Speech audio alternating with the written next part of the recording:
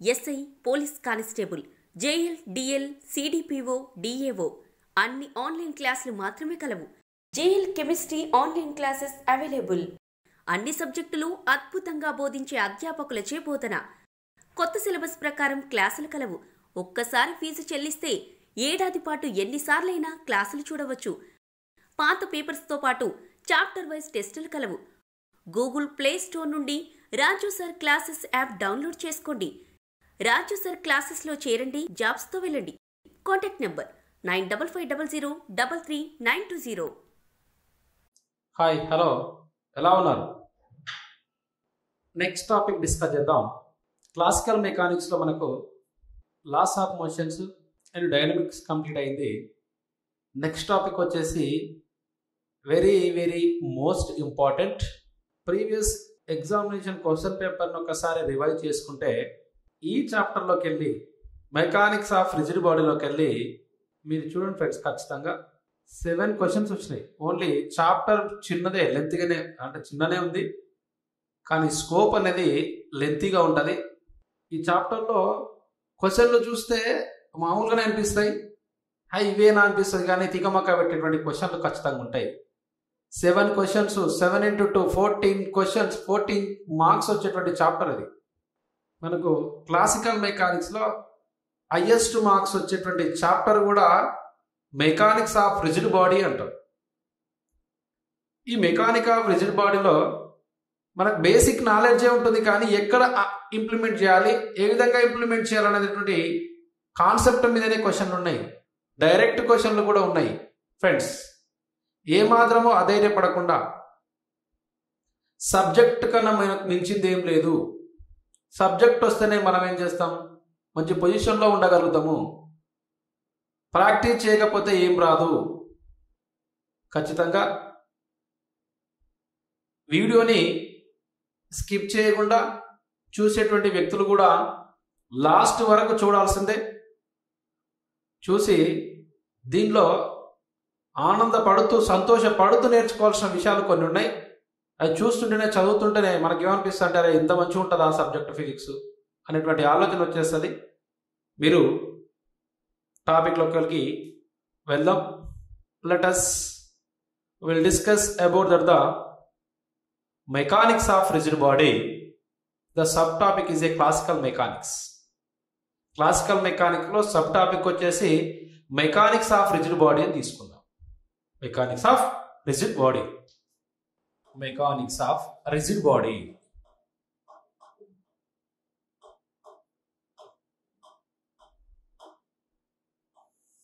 Mechanics of a rigid body. In this mechanic of rigid body, study about the what is rigid body, what is normal body, what is translation body, what is translation motion, what is rotational motion, the combination of translation and rotational motion, example of translation motion, example of rotational motion, pure translation motion and pure rotational motions, and constrained system of particles, the rotatory motion of your particles. And the above topic we will discuss today. We will discuss about that in these topics our main concept. Now, what is rigid body? The general concept of any body, the previous knowledge we can recall. Let's we observe what is the elastic body, what is inelastic bodies. First of all, we will discuss about the elastic body. Elastic body nothing but the external force acted upon the body. The external force acted upon the body can change shape and size. అంటే body యొక్క shape అనేది, size అనేది ఏమవుతామంటే change అవుతుంది. After removing of external force, the body it becomes original state. ఒక body మీద external ఫోర్స్ని apply చేస్తే ఆ body shape size ఏ విధంగా మారుతుందమ్మంటే ఒరిజినల్ షేప్ కన్నా ఈ ఫోర్స్ అప్లై చేసిన తర్వాత షేపు సైజ్ అనేది చేంజ్ అవుతుంది. ఆ ఎక్స్టర్నల్ ఫోర్స్ని రిమూవ్ చేసేస్తే, కొంత సమయం తర్వాత రిమూవ్ చేసేస్తే, తీసివేస్తే ఆ body come back to return to the original shape. అంటే మళ్ళీ తిరిగి ఎక్కడికి చేరుతుందమ్మంటే ఒరిజినల్ స్టేట్ చెందితే these type of bodies are such type of bodies is called elastic bodies గా చెప్తాము. Example of elastic body means rubber or stretched wire, any plastic bodies, any elastic bodies, the example of a stretched wires or stretched bodies, elastic bodies, so and so matter. Next, today our topic is mechanics of rigid body, the comparison of elastic body and a rigid body. A rigid body nothing but a body which does not undergo any change in shape and size. A body which does not undergo any change in shape and size by the application of the force is called a rigid body and రాసుకోవచ్చు. అంటే ఒక body మీద with external ఫోర్సా without external ఫోర్సా అంటే with external ఫోర్స్ని apply చేసాము. With external ఫోర్స్ని apply చేస్తే బాడీలో ఏం కావాలి, మనకు చేంజెస్ కావాలి అంటున్నాం. మరి చేంజెస్ ఎక్కడ వస్తున్నాయి, ఏ పొజిషన్లో వస్తున్నాయి అంటే షేప్లో వచ్చేస్తున్నాయి, సైజులో కూడా వచ్చేస్తున్నాయి. అంటే షేప్లో సైజులో వచ్చేటువంటి బాడీ జనరల్ ఏమంటామంటే ఎలాస్టిక్ బాడీగా డిస్కస్ చేయవచ్చు.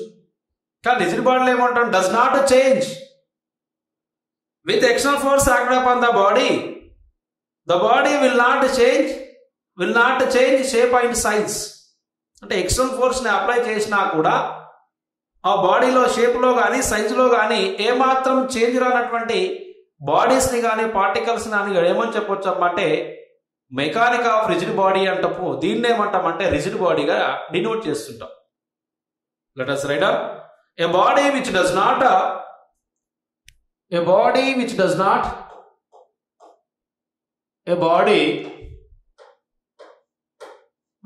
not very very important in this topic, very most important competitive examination. A body which does not any change in shape, any change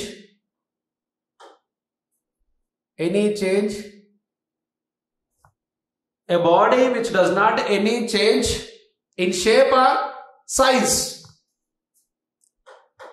in shape or size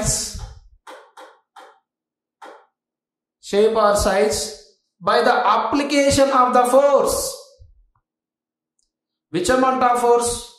Minimum amount of force or maximum amount of force applied on a body, the body will not change shape and size. Such type of phenomena is called a rigid body or mechanic of rigid particles, mechanic of rigid bodies, mechanic of rigid substances అని చెప్పొచ్చు. అంటే a body which does not any change shape and size by the application of force, by the application of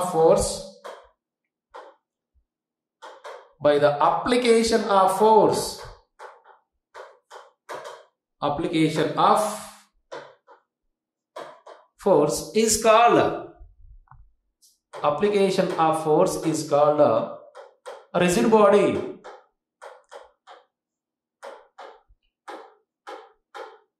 A rigid body is important. This is a rigid body.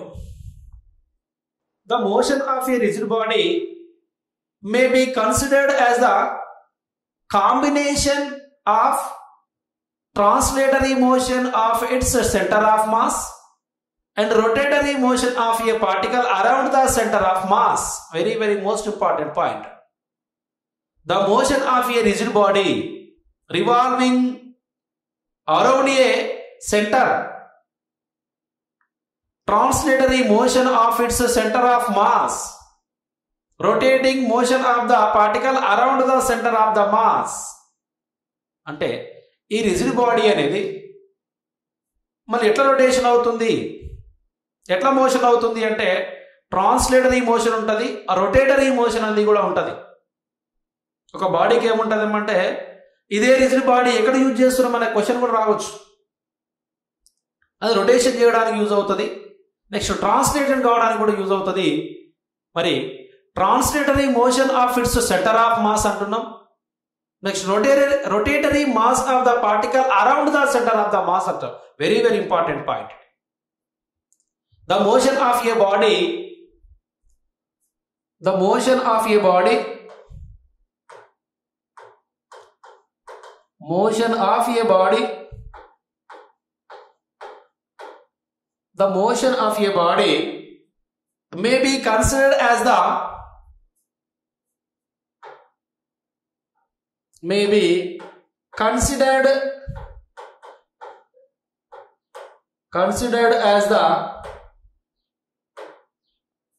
considered as the combination of, which one is combination of translatory motion as well as rotatory of motion. The body, a motion of a body may be considered. First one is translatory motion. Translatory motion of its center of mass and rotatory motion of the particle around the center of mass. You can see considered as the translatory motion of its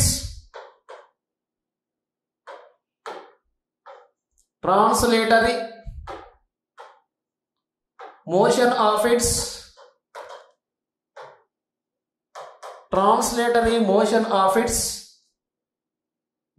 of its center of mass, center of mass. Very very important, very most important. The motion of a body may be considered as the translatory motion of it. అంటే ఒక rigid body అనేది కాంబినేషన్గా translate అవుతుంది, translatory motion అవుతుంది, rotatory motion అవుతుంది. కానీ అదే rigid body translatory మోషన్లో ఎక్కడ జరుగుతామంటే సెంటర్ ఆఫ్ మాస్లో జరుగుతుంది అంటున్నాం. నెక్స్ట్ రొటేషన్ మోషన్ ఎక్కడ జరుగుతామంటే around a centre of motion అని చెప్పుకోవచ్చు. అంటే ఇది రొటేషన్ అవుతుంది అంటున్నాం, అది ట్రాన్స్లేట్ అవుతుంది జస్ట్ లైక్ ఇంక్లైన్డ్ ప్లేన్ అని కూడా రాసుకోవచ్చు, or smooth plane, horizontal plane అని కూడా మనం డిస్కస్ చేయవచ్చు అంటాం. అంటే translatory motion is nothing but a particle moving on a infinite horizontal surfaces. ఒక రిజిడ్ బాడీ అనేది ట్రాన్స్లేషన్ మోషన్ ని ఒబే చేయాలంటే అక్కడ మనకు సఫిషియంట్ ప్లేన్ ఏం కావాలి అంటే a particle moving on a smooth infinite horizontal surface కావాలి. Once again, a rigid body moving along a smooth infinite horizontal surface, smooth horizontal surface,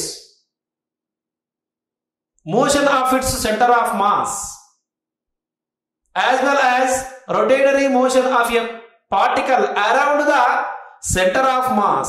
Very very important point. ఇక్కడ question ని frame చేసేటువంటి విధానాన్ని బట్టి మనము రెండింటికి సిద్ధంగా అవ్వాలి. ఓ సందర్భంలో ఏం చేయొచ్చు, ట్రాన్స్లేటరీ మోషన్ అనేది around the centre of mass అని ఇవ్వచ్చు, నెక్స్ట్ సెంటర్ ఆఫ్ మాస్ అని కూడా ఇవ్వచ్చు. ఇక్కడ సూటబుల్ ఆన్సర్ ఏంటంటే సెంటర్ ఆఫ్ మాస్ అని ఇస్తాం. Rotatory mass of A particles అని ఇచ్చి సెంటర్ ఆఫ్ మాస్ అని ఇస్తాడు, అరౌండ్ ఏ సెంటర్ ఇస్తాడు, ఇన్ సెంటర్ ఇస్తాడు, next away from the centre అని కూడా ఇవ్వచ్చు. కాబట్టి అరౌండ్ ద సెంటర్ అని మనం పర్టికులర్ పాయింట్ ఇచ్చుకోవచ్చు. ఇక నెక్స్ట్ పాయింట్ తీసుకున్నట్లయితే నెక్స్ట్ పాయింట్ తీసుకుందాం. rotatory motion. The rotatory motion of a particle around the center of mass. Very, very important point.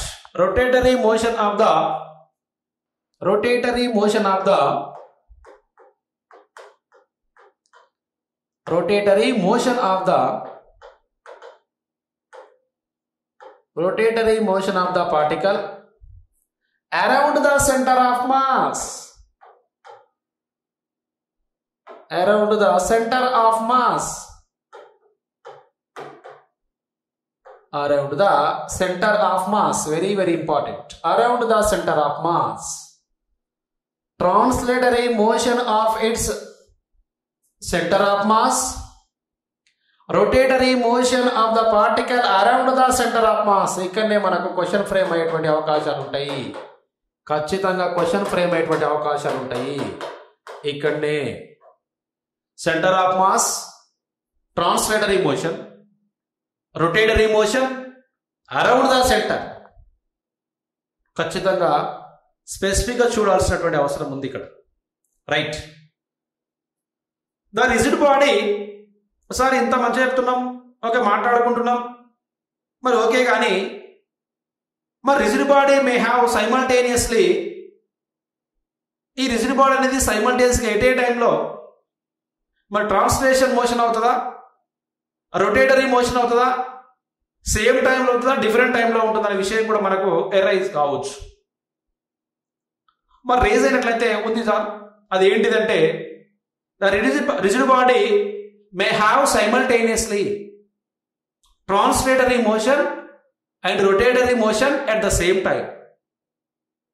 అంటే రిజిడ్ బాడీ అనేది సైమల్టేనియస్గా ఆ రొటేటరీ మోషన్ని దానితో పాటుగా ట్రాన్స్లేటరీ మోషన్ని ఏకకాలంలో ఎట్ ద సేమ్ టైంలో ఏమవుతుందంటే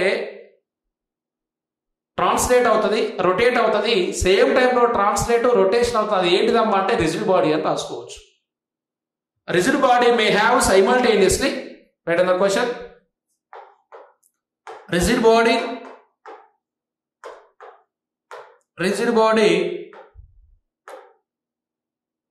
may have simultaneously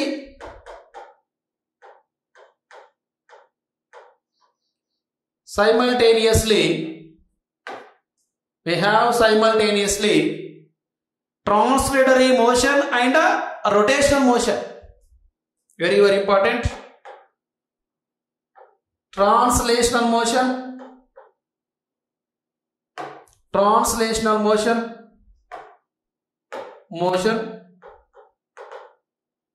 translation motion and rotational motion.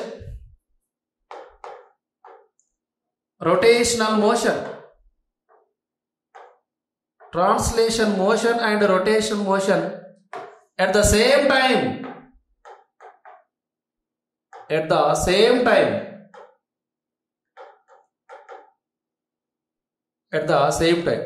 ఇక్కడ మనకు మీనింగ్ ఏంటంటే ఎక్స్టర్నల్ ఫోర్స్ ని అప్లై చేసినా కూడా ఒక బాడీ షేప్లో కానీ సైజులో కానీ మార్పు రాకుండా ఉంటే దాన్ని ఏమంటాం? రిజిడ్ బాడీ అంటాం. దాన్ని దృఢ వస్తువు అని మాట్లాడినాం. మరి దృఢ వస్తువుకు మరి ఎన్ని మోషన్స్ ఉన్నాయి, ఎన్ని గమనాలు ఉంటాయమ్మంటే ఒకటి స్థానాంతర చలనం ఉంటుంది, రెండవది భ్రమణ చలనం అనేది ఉంటుంది. అంటే దాన్ని ట్రాన్స్లేటరీ మోషన్ అని చెప్తున్నాం. నెక్స్ట్ రెండో దాని రొటేషనల్ మోషన్ అంటే గమన చలనమును ఉంటుంది అనే విషయం మాట్లాడుకుందాం. మరి ట్రాన్స్లేటరీ మోషన్ అండ్ స్థానాంతర చలనము కామ భ్రమణ చలనాలు ఎటే టైంలో మనకు వీలవుతాయా? ఈ రిజిడ్ బాడీ కంటే వీలవుతాయి, అది ఎటే టైంలో వీలవుతాయి అని మాట్లాడుకున్నాం. మరి స్థానాంతర చలనం అనేది ఎక్కడ జరుగుతుంది అంటే ట్రాన్స్లేటరీ మోషన్ అనేది ఎక్కడ జరుగుతుందమ్మంటే ఒక అపరిమితమైనటువంటి హారిజంటల్ ప్లేన్ లో జరుగుతుంటే క్షితిజ సమాంతరం మీద జరిగేటువంటి మోషన్ ఏమని చెప్పొచ్చు అంటే ట్రాన్స్లేటరీ మోషన్ అని చెప్తాం. నెక్స్ట్ అదే దాని మీద మనకు రొటేషన్ అవుతుంది, దాని జనరల్గా ఏమంటామంటే భ్రమణ చలనంగా మనం మాట్లాడుకుంటున్నాం. మరి ట్రాన్స్లేటరీ మోషన్ అనేది ఎక్కడ జరుగుతుంది, ఏ విధంగా జరుగుతుంది అనే విషయం తీసుకున్నట్లయితే ట్రాన్స్లేటరీ మోషన్ జరిగేటప్పుడు ద్రవ్యరాశి కేంద్రం మీద జరుగుతుంది, కేంద్రం వద్ద జరుగుతుంది అని రాసుకోవచ్చు. మరి ద్రవ్యరాశి కేంద్రము చుట్టూ జరిగేటువంటి ప్రాసెస్ ఏమని చెప్పొచ్చు అంటే మనకు రొటేటరీ మోషన్ గా మాట్లాడుకోవచ్చు. దాన్ని ఏమంటాం? Around a centre of motion rotatory motion అంటాం. On the centre of motion ఏమంటాం అంటే ట్రాన్స్లేటరీ మోషన్ గా డిస్కస్ చేస్తాం. కానీ లాస్ట్ పాయింట్ మనం ఏమనుకుంటామంటే ట్రాన్స్లేటరీ కాంబినేషన్. ఒక దృఢ వస్తువుకు స్థానాంతర చలనంతో పాటు భ్రమణ చలనం కూడా ఉంటుంది. అది సమాన కాల వ్యవధిలో ఉంటుంది. అవి జరిగేటప్పుడు ఎంత కాలం పడుతుందంటే సేమ్ టైంలో భ్రమచలనంతో పాటు నెక్స్ట్ స్థానాంతర చలనాలు కూడా ఉంటాయి. దాన్ని ఏమంటామంటే translatory motion and rotatory motion at the same టైంలో ఉంటున్నవి. మరి ట్రాన్స్లేటరీ మోషన్ ఎక్కడ జరుగుతుందంటే ద్రవ్యరాశి కేంద్రం వద్ద జరుగుతుంది. నెక్స్ట్ రొటేటరీ మోషన్ ఎక్కడ జరుగుతుందంటే ద్రవ్యరాశి కేంద్రం చుట్టూ జరుగుతుంది అని మనం డిస్కస్ చేయవచ్చు.